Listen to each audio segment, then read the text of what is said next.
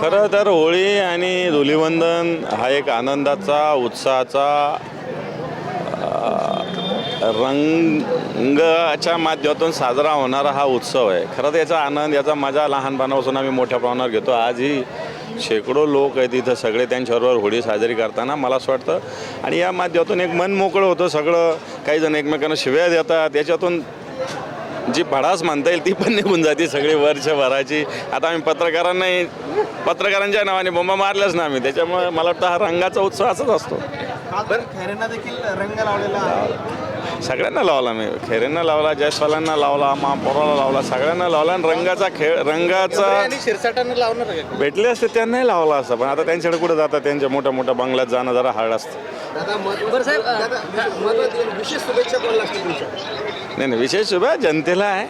जनता महत्त्वाची सगळ्यात વધુ. कोणाला व्यक्तिगत देण्यापेक्षा जनतेनं हा धुलिवंदनाचा उत्सव आनंदात उत्साहात साजरा करावा. जनतेला शुभेच्छा. मला वाटतं या सगळ्या अनेक रंगातून एक प्रेमाचा रंग, ऊर्जेचा रंग, या महाराष्ट्राच्या हिताचा रंग हा पण सगळे मिळून उधळण्याला वाटतं या निमित्तानं शुभेच्छा देतो. पण तुम्ही म्हणले की आता म्हणजे बोंबार मारले जातात, व्यक्त होतं. तुम्हाला राज्यातल्या कोणत्या नेत्याबद्दल बोंबा मारायला आवडेल?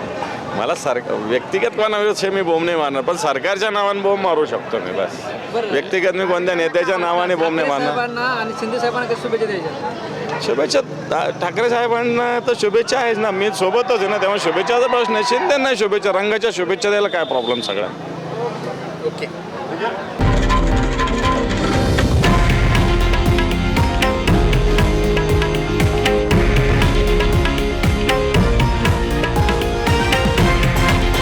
हे आहे देशातील नंबर 1 न्यूज नेटवर्क आणि आपण पाहत आहात TV9 मराठी, एकमेव.